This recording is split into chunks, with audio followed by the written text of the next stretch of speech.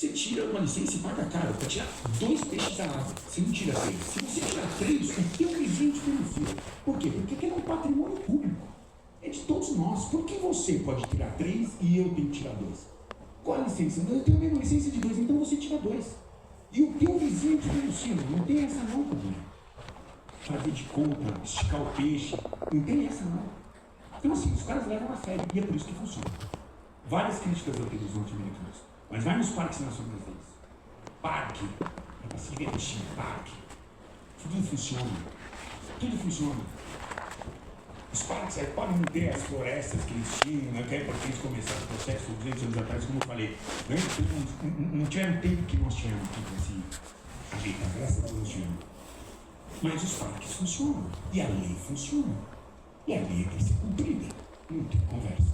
Né?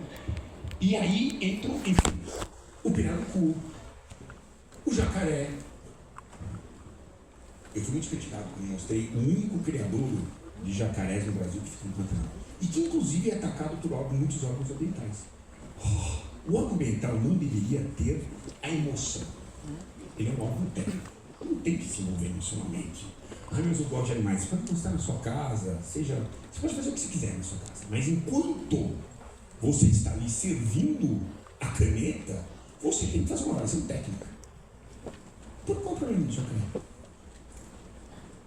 Olha só como o jacaré é interessante.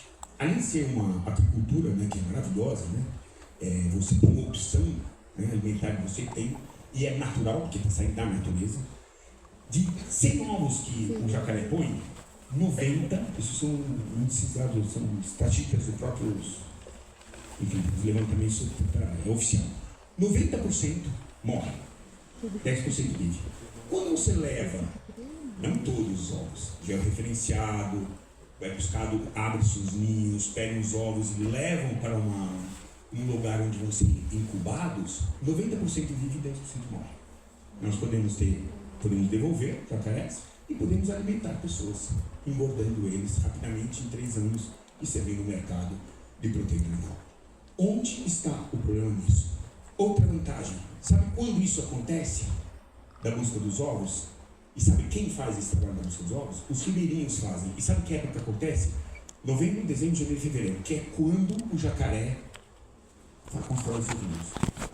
Sabe o que acontece em novembro, dezembro, janeiro e fevereiro? Piracema. Os ribeirinhos estão proibidos de pescar. Aí você fala, dá R$800 para ele, de bolsa, sei lá o quê, e fala, fica aí, de boa. Passa o Natal e Ano Novo com 800 conto por mês. Porra. É o que eu falei.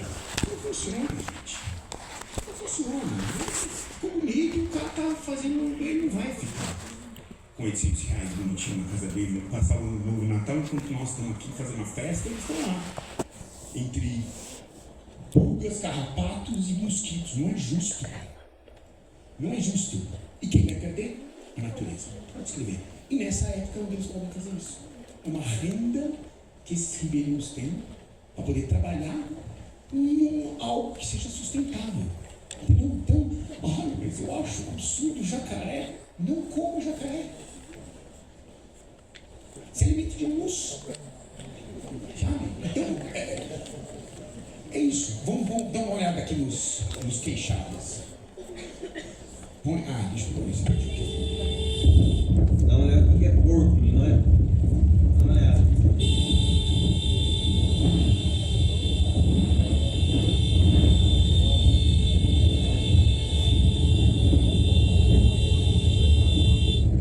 Olha um pouquinho de porco tem aí, ó. Olha. Olha aí. Totalmente sorte. Olha aí.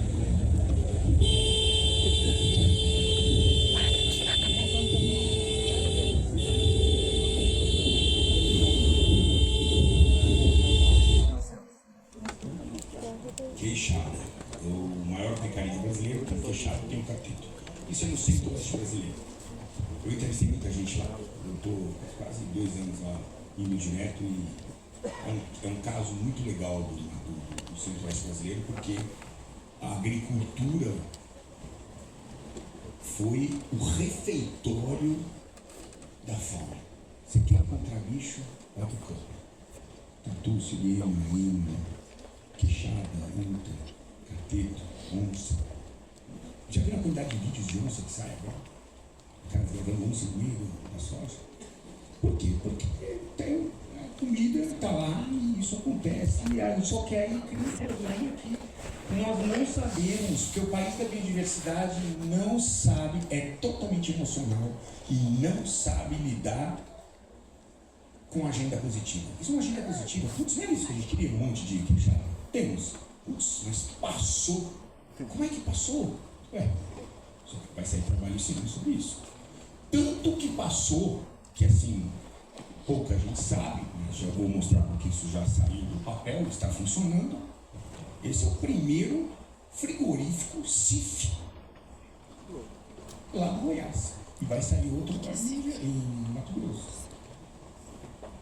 Isso é queixada.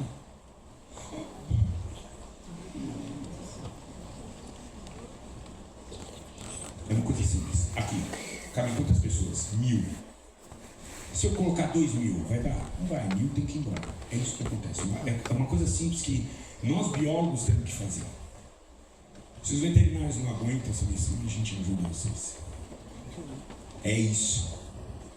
Contagem de indivíduos, entender. Mas é um problema do agronegócio, eles que se lascam. Primeiro, o agronegócio tem vários problemas. Um problema que ele não vai ter é ter prejuízo. Se não fechar a conta, não vai ter agronegócio. E se tiver problemas, algum tipo de problema, quem vai pagar é esse público maravilhoso que está aqui. Somos nós que nos alimentamos. Porque se o queixada, ou o cateto, ou o javali comer 30% da produção do milho, o milho vai custar 30% mais. Acabou o problema. Não é problema, o agronegócio vai repassar. Vocês, nós vamos pagar conta, cara. Então não se trata disso. Se trata não só de comer o que se trata de que não tem capacidade, a natureza não tem capacidade. Se você tem uma espécie que está além do que outra, sabe, compete com o próprio cateto, destrói os nascentes da água. Então, assim, tem que ter essa inteligência emocional e entender como funciona a ciência para fazer conta. E é isso que nós estamos penando hoje em dia. Então, tá aí, ó, o exemplo maior é isso que estamos vivendo ainda, estamos vivendo a era do amor, né? E enquanto esse cara está prosperando no Brasil inteiro. Está prosperando no Brasil inteiro porque a gente não tem... porque o órgão ambiental tem que licenciar e tem que permitir. Ou tem que realizar o trabalho. Eu não importa o que vai fazer. Eu não caço, então para mim tanto faz a mínima diferença. Eu não teria coragem de matar um bicho. Graças a Deus alguém faz para eu comer a minha costela de vaca, porque eu não teria coragem de matar um bicho. Mas o fato é que alguém precisa fazer esse trabalho. Não vão ser os caçadores esportivos? Quem vai ser? O exército? Não sei, alguém. Não dá para levar numa ilha. A outra sugestão do Fórum Animal foi como chama? Não castrar, nem castrar, porque castrar, nem vasectomia, é esterilização. Esterilizar. Esterilizar, muito bonito. Esterilizar. Você sabe que os caras não conseguem nem pegar, matar, mas vão esterilizar como? Eu disse pra mim, como que você vai esterilizar? Os caras não conseguem. Darth Vader. Então assim, não, é pra rir mesmo. E que ela tem que chorar, porque a situação é essa. Sabe, estamos com pena do javali. Eu também, não quero nem ver. Eu quero que alguém faça o serviço. Quem é o responsável? Eu quero que alguém, inclusive, seja responsabilizado se não fizerem. É isso que eu quero. Porque a natureza está pagando o pato, o produtor está pagando o pato, o meu alimento fica mais caro e eu quero saber quem é o responsável. Que está aí com um sentimento. Leva para tua casa, cara, o javali. Vai morar com você. Então, assim, isso tem sentido. Alguém tem que falar. E eu gosto de falar, eu sou desse tipo, que sou jocoso, porque é pra gente começar a olhar e falar, não faz sentido isso, cara. Não faz sentido. Agora, olha que interessante isso. Como eu falei, você não precisa... Isso eu aprendi nos Estados Unidos, foi difícil. Eu sempre fui para casa. Historicamente, na minha vida, biólogo, eu nunca gostei da caça, porque eu não entendia a caça. criança, né? Eu comecei a ver os Estados Unidos, cara. Eu comecei a ficar um pouco mais maduro com relação aos meus sentimentos. E comecei a entender. O primeiro cara que falou assim pra mim foi um cara de rinoceronte. O cara é a maior entidade sul-africana de conservação de rinocerontes. Fogueirinha, à noite, depois de um dia onde a gente derrubou um rinoceronte, cortou o chifre dele, colocou um GPS dentro, porque lá mata muito rinoceronte, porque o cara, os asiáticos acreditam que o cara fica de vilar o duro lá tomando, em vez de tomar uma água, custa R$5, pelo amor de Deus, ninguém falou para eles. Vão lá e acho que isso ajuda a desempenhar sexualmente e mata um rinoceronte assado só para pegar o corno para fazer isso. E aí ele falou assim, eu tava, no meio disso eu fui gravar isso na National Geographic, história bonita. O primeiro programa que eu gravei na Netinho na África foi esse. A luta dele, uma sorte, a azar de encontrar um rinoceronte morto, com a cabeça decepada, só que tá tirando o corno, horrível. Nessa série, não sei quem assistiu esse episódio. E aí, eu sentei à noite com ele, tomando lá de ervas que eles gostam de mandar, dando uma yester, como chama? Burgmester, enfim. Estava tomando uma com ele na frente da fogueira, e aí ele falou, cara, vou te contar uma coisa. Esses tempos atrás eu tive um rinoceronte negro, que é mais ameaçado do que o rinoceronte branco, e nós tivemos que, ele matou 7 filhotes tentando copular com fêmea. É um cara que não serve para reprodução. Peguei ele, joguei na fazenda e coloquei um preço no cabeça dele para caçar. $300 mil. Cara, é o maior entidade de conservação de rinoceronte. Sabe o que ele falou? Eu não tenho dinheiro para cuidar dos que são importantes. Este não é mais importante, é a conta que o biólogo faz. Aí vem uma entidade dessas, abaixo, como que você pode colocar isso dentro? Falou, não tem problema. Faça uma vaquinha da sua turma, pega $1 de cada um, 50 cents de cada um, me dá $300 mil, e o rinoceronte fica vivo, isolado nessa fazenda o resto da vida, porque não serve para a reprodução. Aí isso mexeu comigo. Foi a primeira vez que alguém falou assim, algo que fez sentido para mim, porque não estava indo, sabe, a gente tem que separar o nosso coração, sabe? E aí eu comecei a coletar esse gado. Eu fui para os Estados Unidos depois, e nos Estados Unidos é onde eu aprendi mais sobre isso. Eu falei, pô, por que um cara mata um urso? Eu não vejo, que tesão tem. Tem gente que gosta de matar um urso e tem troféu do urso.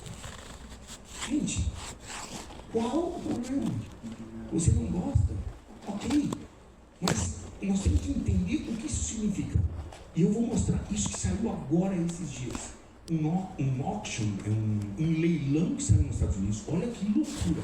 Um leilão que saiu nos Estados Unidos para ter direito a um único lacre. O único lacre foi leiloado para poder matar esse animal nos Estados Unidos, que é bem ameaçado. Um único lacre foi leiloado. $1,3 milhões. Desses $1,3 milhões, que lá termina o dinheiro, tem que terminar, 1,2 milhões vai direto para a conservação dessa espécie. Isso é conservação. Isso não é emocional, isso é conservação. Porque ou alguém me dá alguém tem, eu preciso de 1,2 milhões para proteger a espécie. Alguém tem? Ninguém tem. Porque na hora de falar de coisa, tem um monte de herói em bravatas.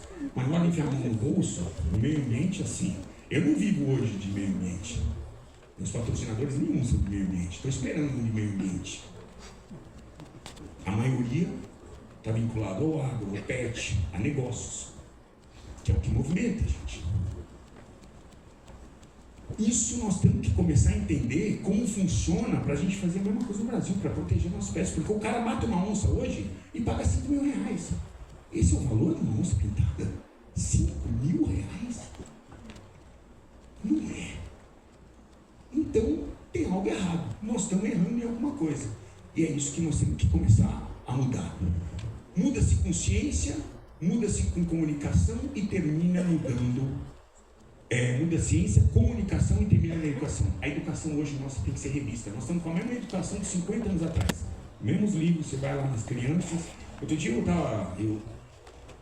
eu tive um casamento anterior, estava com um menino que era filho da minha esposa. Como chama quando é filho da criança? Tiago. E aí o menino chegou, o livro da escola, eu falei, Miguel Salvando Floresta, era algo assim. Aí eu fui olhar, Miguel Salvando Floresta, eu vou ver qual o conteúdo que estão dando para um menino desse tamanho. Miguel tinha 2 amigos na floresta. Um macaco, beleza? E um urso polar. Meu Deus, a cabeça já começou errado, né? Fui ver outro livro, Zazá, Titi, Loló, quem era? Uma girafa, um hipopótamo e outro bicho lá, africanos, amigos, que estavam falando, cadê a nossa onça? Quem é que aprova esses livros? Então nós temos um problema muito sério com a educação, que isso vai demorar muito tempo. E aí tem as nossas fantasias, nossos fake news, né? Olha lá, vamos lá. A gente hoje se preocupa com o peido da vaca, que é o arroto, né? A gente não considera, né? Tem estudos da Embrapa que mostram a questão do pasto, porque tudo que é a cana, o pasto, tudo eles ajudam também a capturar carbono, sequestrar carbono. Mas vamos lá. Contribuição da pecuária na produção de gases estufa. Pecuária toda. Transporte, 28%. Geração de emprego, 28%. Comércio, 6,4%. Indústria, 21%. Residência, 5,1%. Agricultura, 4,7%. Pecuária, 3,9%. Dos gases estufa, a pecuária colabora com 3,9%, sendo que o boi com 2%. Entendi porque. Sabe o que eu faria se eu fosse um cara que tivesse? Eu vou resolver. Eu trabalharia nos 28,5 e 28,4. Começaria a diminuir eles. Se eu diminuir um ponto de cada um, eu já matei o efeito do boi. Mas a gente está preocupado com o boi. Não é estranho isso? Quer dizer, então assim, são coisas. Novos estudos agora, não sei se vocês sabem, vocês vão poder comer uma carne que é impressa.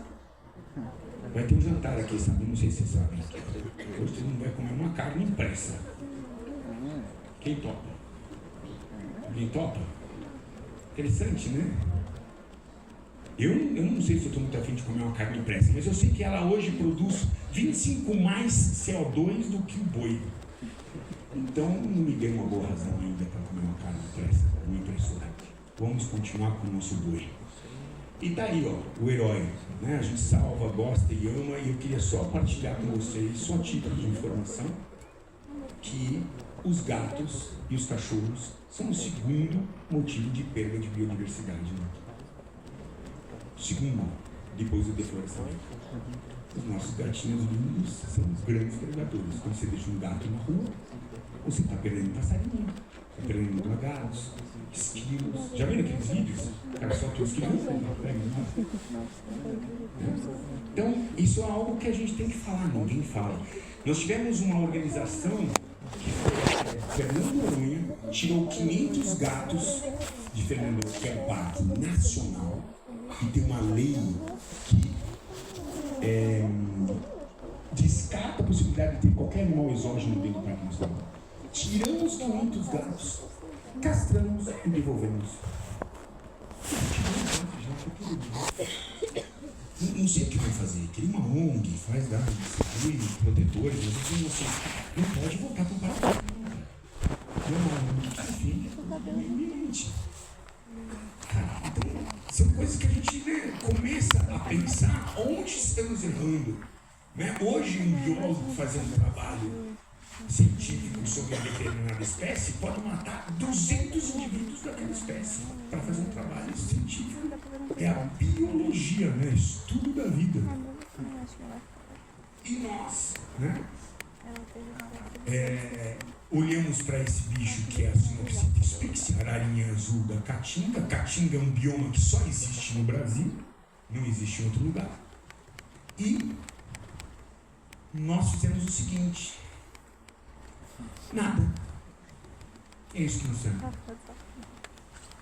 Veja, essa ararinha só existe na Caatinga. Caatinga é um bioma exclusivamente brasileiro. Os outros a gente divide com outros países, mas a Caatinga não. Chegou ao ponto que já estava extinto. Tinha uma em cativeiro e uma na natureza. Aí decidiram algo importante para a conservação das espécies. Vamos soltar que está no cativeiro para popular. Morreram as duas, né? Ela tinha morrido todas. O que deveria ter sido feito? O que ninguém quer fazer. Quantas tem na natureza? 100 indivíduos. Tira 20. Põe atrás de jaulas, chama-se conservação ex situ, reproduz e depois devolve um plano bem feito. Nós não fizemos isso.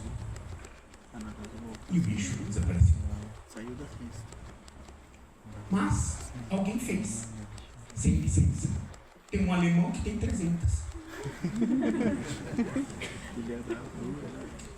Eu não sei qual foi a causa da extinção da Sinopsis pixie, né, da ararinha azul.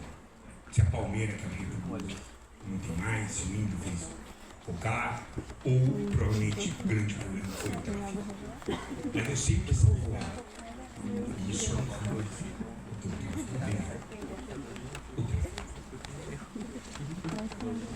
Vocês entendem como é ruim a posição que a gente se encontra? Para mim, alguém tinha que ser responsabilizado por isso. Quem que teve pena de tirar 20 araras no momento que tinha que dar? Esse cara, vem cá, você vai responder. Aí, igual como um cara que corta uma área que não pode cortar. Esse cara deixou de fazer. Tá lá para fazer isso. Entende onde nós estamos? Tem um país da biodiversidade que não sabe lidar com isso. E assim, continuamos sabendo. Recentemente, foi solicitado pelo Leandro Silveira tirar, acho que 5 casais de onça pintada da Caatinga, porque ela acho que tem 200 e poucas indivíduos na natureza, e a resposta do órgão foi: não, porque tem poucas. Mas não é porque tem pouco que tem que tirar. Eu não entendi. Vamos fazer de novo esse erro? Então nós não sabemos lidar com isso, senhores. A gente não sabe lidar com isso. Nós somos o país da biodiversidade e o país que não sabe lidar com essa biodiversidade de uma forma científica e econômica. Estamos ainda, quando recomendar, aí nós fomos lá na Alemanha. Dá umas ararinhas pra gente, então. Aí deram.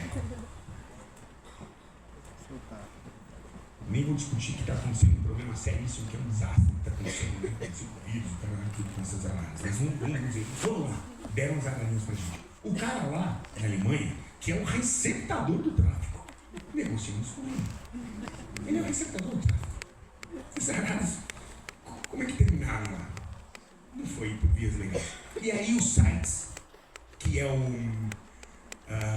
Commission Endangered Trade, não sei, né, que enfim é que regula, né, classifica o nível de ameaça de animais em 1, 2 ou 3 e que regulamenta o comércio internacional de espécies ameaçadas, fez uma recomendação ao Brasil. Recomendamos a vocês colocarem a ararinha azul, a de Lear, que é outra da Caatinga, que também está ameaçada, mas ainda tem, e a Sinopsis pixie num plano de criação comercial.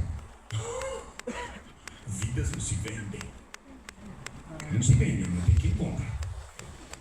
Tem quem compra. E se tem quem compra, tem que ter alguém que venda.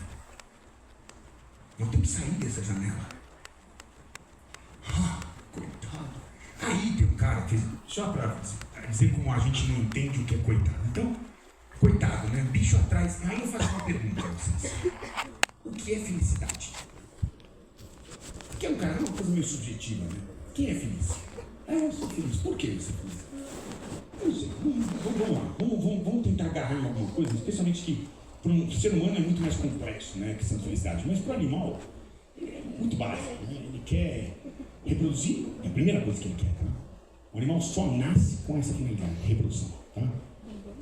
E segunda, se alimentar. Beleza. E para isso ele precisa sobreviver, né? Para alimentar, sobreviver, para poder reproduzir.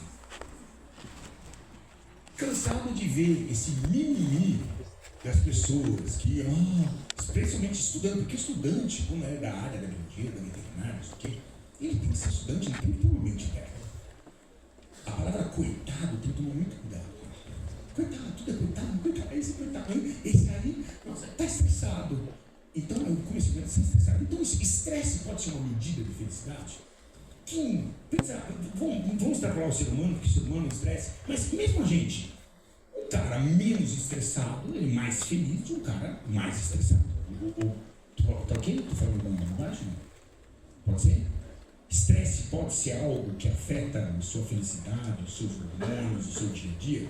Quanto mais estresse, deve ser pior a sua vida.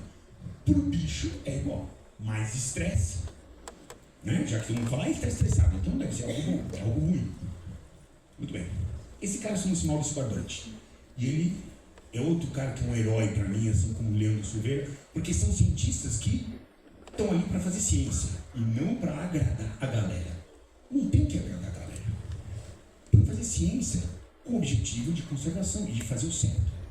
Então, esse cara, ele é responsável pelo plano de manejo de cervídeos no Brasil, inclusive do cervo do Pantanal. Aí ele está com os estudantes dele, vamos capturar uma população que está lá, porque tem que sair, porque vai ter uma usina, aí nós vamos recolocar lá, e coitadinho, aquela coisa. Aí ele tem que cuidar muito no ambiente ex situ, né, fora do ambiente natural. E aí ele começou a observar os bichos que ele trabalhava e observar os estudantes que estavam com ele, então é aquela coisa da Unesp, né? E emocionado, ele falou, mas eu solto numa conversa comigo, eu soltava o meu cervo do Pantanal, ele ficava numa baia, tem água, tem comida dele, eu soltava para ele ficar um pouco, tomar um sol. Era assim, eu via a cara dele, tomava umas picadas, como não sei o quê, ele olhava para mim como dizer, eu quero voltar lá para dentro. Aí eles, vamos fazer um trabalho de entender como é que está a situação desses animais, né? Ele pegou um grupo de papagaios, que é um grupo muito comum, tem muito no tráfico, então é uma espécie bem comum. Então ele pegou 4 grupos de papagaio. O cortisol é um hormônio que sai no cocô e ele é o hormônio que indica o nível de estresse. E ele pegou 4 grupos de papagaio. Um grupo de natureza, um grupo de zoológico, um grupo de setas, que é esses lugares onde chegam os bichos tudo baleados do tráfico, e pegou um grupo do papagaio da vovó. Aquele papagaio da vovó, que fica em casa, que manda e tal.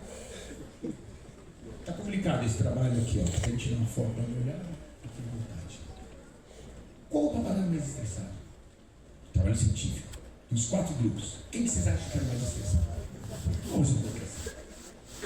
Quem acha que era dos setas, do centro do onde recebe animais de... Levanta a mão, só para eu saber. Quem acha que era dos setas? Quem acha que era do zoológico? Quem acha que era da vovó? Quem acha que é da natureza? Tá, vamos falar para vocês. Recorde de estresse. Natureza. Recorde. Claro, vive menos também. O cara tem que competir.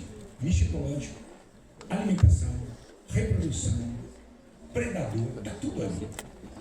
O menos. O papagaio, aquele desgraçado do papagaio da vovó que fica todo mundo sacaneando tudo porque ele domina. Qual o estresse dele? O estresse é meu. Ele tá dominando comida, água, a vovó quer bem, que ele comanda, fecha aquela pupila dele, mano. Isso é só. Então vamos tirar todos os papagaios da natureza e colocar sob cuidado da vovó. Claro que não, né? Faz um negócio chamado seleção natural. Isso é muito importante que a gente esquece. A gente pode salvar todos os seres humanos porque nós somos uma sociedade que assim fazemos, mas a gente tem que lembrar que existe um determinante no mundo animal chamado seleção natural. que faz com que os fortes sobrevivam. E os fortes sobreviverem é muito importante, porque senão você vai gerar uma genética fraca. E uma genética fraca vai ajudar a enfraquecer o sangue e desaparecer a espécie. Então, a seleção natural faz parte daquilo que nós precisamos para que aquela espécie progrida na natureza. E tá aqui, ó, Zazá, enfim, educação é o grande. Eu, já aqui terminando, eu tenho feito dentro do agro, eu comecei com o animal, estou fazendo agora parte de agricultura, entendendo como funciona. Estou já há 2 anos em agricultura, já há 5 anos que eu estou na proteína animal, né? E eu comecei a ver como as pessoas se interessam, gente. Olha só, os números devem estar maiores hoje. Tudo bem, os títulos são chamativos, porque a internet eu tenho que chamar o cara para dentro, né? Quase foi amassado pelo todo caracu, beleza. Mas olha como se interessa, está falando da raça caracu. 1 milhão de pessoas assistiram esse vídeo, isso é antigo, essa palestra minha por 2 anos já. Deve estar maior os seus números. Angus, Melores, uns 540 mil. Pietran, uma raça de porco, eu nem conhecia, fui conhecer o Pietran, uma raça francesa. 846 mil pessoas viram esse vídeo. As pessoas se interessam. O que a gente precisa é se comunicar com essas pessoas que não estão na bolha. Porque quem está na bolha acha, né? A gente vê que tem muita gente riu quando eu falei de certas coisas, é de conhecimento, mas tem gente que acha que o frango nasceu ali de geração espontânea, nasceu ali mesmo. O leite veio da caixinha. É incrível, mas vocês podem rir, mas tem muita gente que está completamente desconectada com o planeta. Não tem ideia do que está falando, cara. E é muito importante a gente mostrar o que acontece. Olha lá, mostrando, ó, nossa, tem vários leitões, inclusive lá, olha o leitãozão. Olha, vocês têm uma melhorada, hein, mano? Vamos lá. Estou chegando lá. É isso aí. Então, assim, eu vou terminar com essa foto que eu acho enigmática. Mas eu fui gravar lá no Centro-Oeste e lá tem esses indígenas que são os Parecis. A maior terra indígena brasileira é Parecis. É gigante. E estão tudo morrendo de fome. Estavam morrendo de fome. Muito índio morre de fome. A gente acha bonito o índio, né? O dia que eu falava, via o índio com celular, os caras falavam, que absurdo o índio com celular. Que absurdo é essa fome, cara.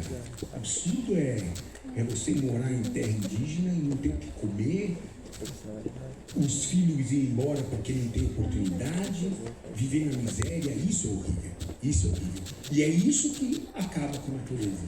Já falei sobre isso. E esses caras conseguiram uma conquista gigante, que ainda não é uma conquista definitiva, tem uma briga tremenda, mas viraram escola para mais de 80 etnias, inclusive os Kaiganga tiveram lá recentemente, para aprender coisas. Eles pegaram uma parte da terra. Eu não digo que a fórmula deles sirva para qualquer outra terra indígena. Talvez outros tenham minérios, madeira, eu não sei. Mas o que eu quero saber é o seguinte, eu quero perguntar para o indígena o que é que ele quer fazer. O que sua etnia quer? Quero ficar isolado. Fique. Não, eu quero fazer. Eu fui gravar com Cinta Larga lá no Mato Grosso, em Guarantã do Norte, Mato Grosso. E aí eu levei Coca-Cola pro negão. O negão da Coca-Cola na casa. Foi muito simpático. Aí o negão gosta de uma Coca-Cola. E eu levo Coca-Cola onde quer que seja, que o negão tá sempre no pior que eu estou. Tu não vê ele, mas está ele junto. Leva Coca-Cola. Aí fui lá, abre a Coca-Cola. O índio escuta, né? Nossa, o Cintalagem, né? E é o Zé Cintalagem que era responsável. Falei assim, escuta Coca-Cola. Os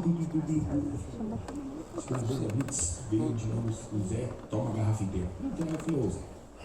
Você é índio, Cintalagem. Você tem que beber água do rio. Branco, sim.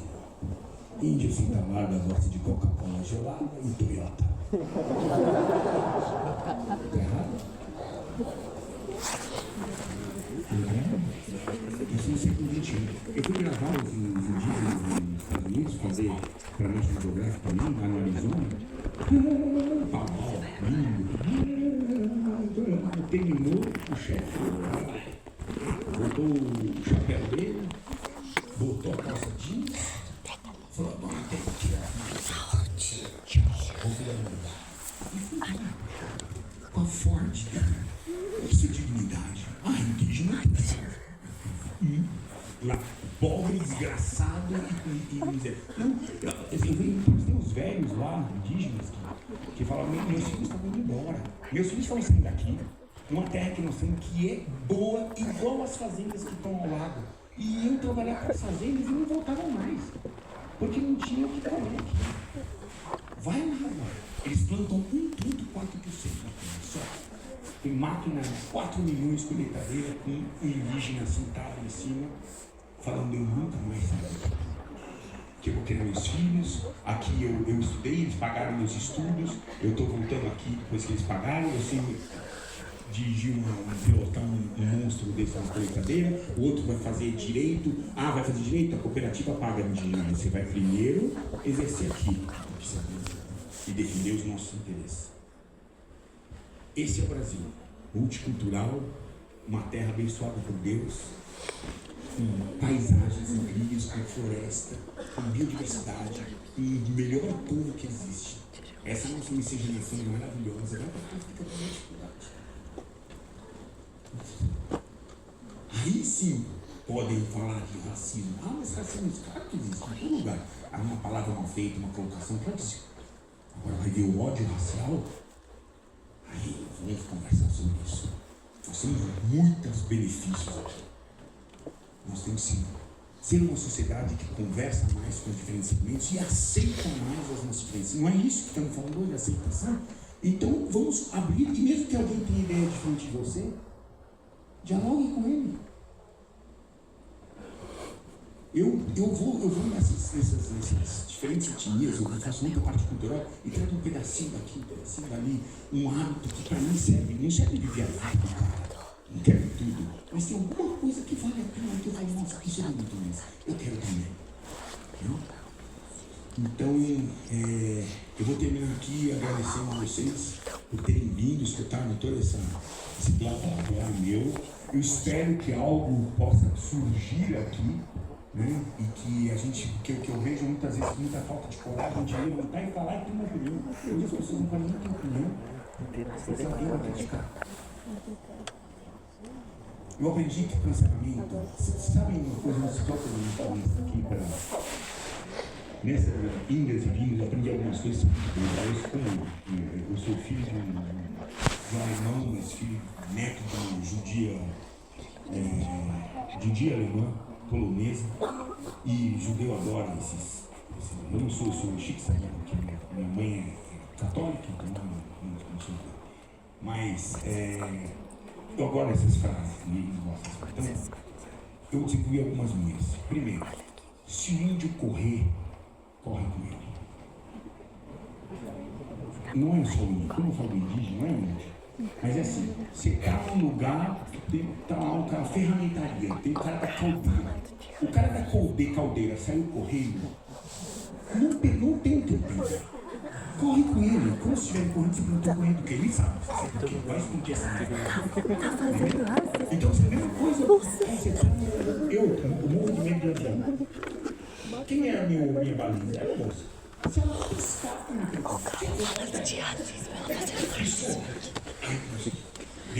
não piscou, tá bom. Ela sabe o que está fazendo. Né? Então eu aprendi muito assim observe que aonde você está indo e aprenda com quem está fazendo ali, porque estão muito tempo fazendo aquilo que está fazendo e depende dos outros estão acontecendo. A gente tem um péssimo hábito, nós somos muito preconceituosos. Eu não estou falando aqui especificamente de cores sexos, tá? Estou falando de preconceituosos porque a gente julga o próximo o tempo todo, tá? Todos nós, um exercício assim, não julgar. Eu aprendi muito a não julgar porque eu viajei, mas ainda julgo, todo mundo julga, tá? Mas eu aprendi porque eu viajo muito, e os lugares que eu vou são completamente diferentes de mim. Tinha lugares de Etiópia, né? O cara tinha o outro tem as mulheres que tinham pinto, que é a coisa. Cara, muito diferente. Eu não vou ali para capturar ninguém, ensinar ninguém. Eu não vou lá, muito bem, quem sabe para mim, né? Mas eu aprendi a ser menos por aí. E os olhos, né, são muito preconceituosos. Nós julgamos. E E assim nós achamos, quando a gente olha para uma árvore, o que a gente vê? Uma árvore bonita, que tipo de árvore é? É aquela que tem frutos e flores bonitas. Uma árvore bonita é aquela que tem uma boa raiz. Essa que vai te manter vivo no vendaval. Porque vendaval entra na vida de todo mundo. Tem gente que entra numa doença, é acometido por doença, na família, que arrasa, morte, ou perde emprego, ou sempre que um vendaval na sua vida. E as folhas, e as flores, e os frutos, eles vão embora. Mas a raiz está lá. Ela que te prende ao sol.